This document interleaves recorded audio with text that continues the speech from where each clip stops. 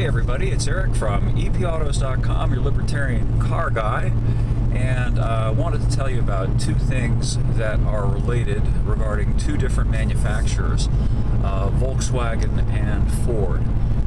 With regard to Volkswagen, I'm currently driving a new Volkswagen GTI, which is the hot version of the Golf, of course. And the bittersweet news is apparently that beginning next year, 2020, the only versions of the Golf that are going to be available for sale in the United States are the GTI and the even higher performance Golf R.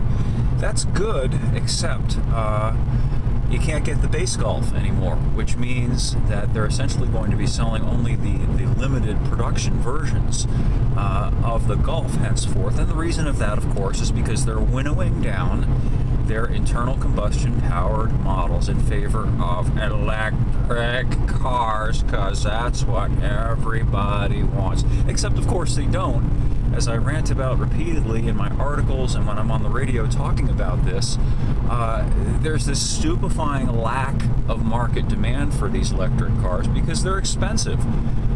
Dispensing with all of the green flap doodle, the bottom line is that they are too expensive for most people to even consider.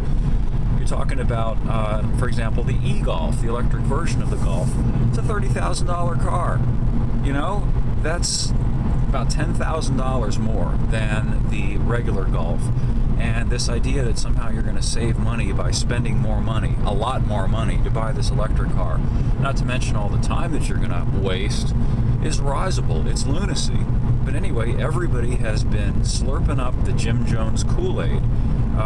So Volkswagen apparently is going to stop offering the standard versions of the Golf very shortly, and that will leave only the GTI and the Golf R for those who can afford to still buy a high-performance version of the Golf or an electric car. That'll be your choice. Similarly, over at Ford, Ford has gotten rid of almost all of its passenger cars, with the exception of the Mustang.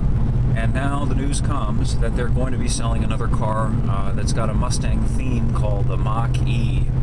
That is electric, of course, and they're touting its long range, 300 miles. But you got to deconstruct this a little bit. There's so much dishonesty with regard to the way electric cars are covered. Most of you probably know when you go car shopping for a non-electric car, there will be numbers indicated for city mileage and highway mileage. And most of the time, the highway mileage is a lot higher than the city mileage, for the obvious reason that the car's not using as much energy just to cruise along as it is to get going. So there'll usually be quite a disparity between the city and the highway number, and most any non-electric car will have a highway range of 400 or more miles. Some have 500-mile ranges. Really, it depends on the gas mileage and how big of a gas tank they have. Well, with electric cars, they just tout this singular range, not city, not highway, just range. And what they never tell you is how much your mileage will vary depending on how you use it.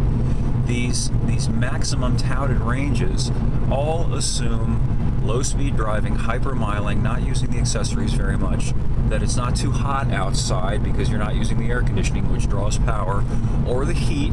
Worth pointing that out because in an electric car, the heater is an energy-robbing accessory, whereas in non-electric cars, heat is essentially free. You're just piggybacking off of the heat generated by the engine, so there's no additional energy cost to using the heat in an IC-powered car, but there's a considerable energy cost to using the heater in an electric car because the heat has to be generated electrically. And oh, by the way, most electric cars also have heaters for the battery, which is a necessary thing in order to be able to recharge the electric car's battery. They don't tell you that either, do they? Electric batteries can't be recharged if the outside air temperature is below freezing unless the car has some sort of heat management system, and even then it's problematic. Think about trying to recharge outside in a snowstorm if you had to deal with that. Anyway, back to this business of the 300-mile range of this Mustang-themed electric car that Ford is putting out.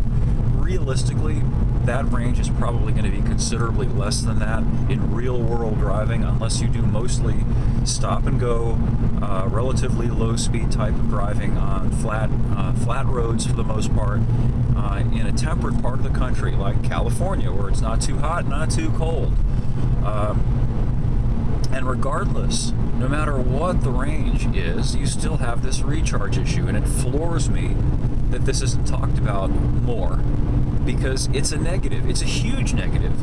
We live in completely lunatic times. We are being prodded and shoved and forced toward cars that take, remember, a minimum, this is best case, a minimum of 30 to 45 minutes to recover a partial charge, not a full charge, a partial charge, if you can find one of these so-called fast chargers, which I always think is hilarious.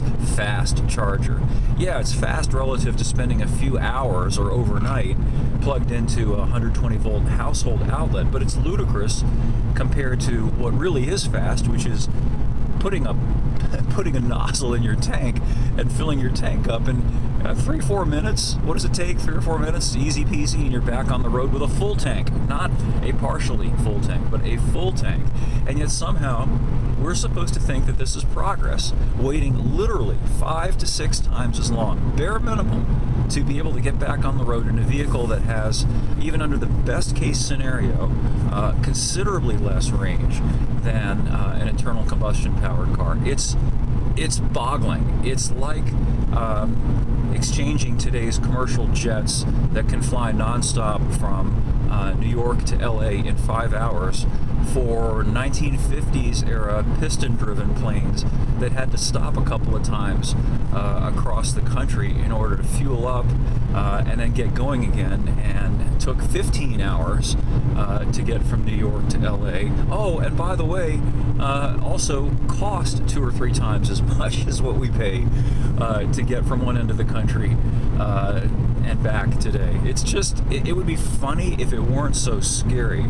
And it's scary because people are looking at this like some kind of cartoon, like it's the Jetsons, and we're all going to be in this just sort of magnificent electrified future, and nobody's even worried about how much it's going to cost and what the nitty-gritty realities of these things will be. They've been so seduced by technology and addled by gadgets, and they think that there's some kind of equivalence between their cell phone and a car. And there is, in the sense that they're both interesting gadgets, but it doesn't scale. What's possible with a cell phone isn't quite the same as what's possible or desirable with a car.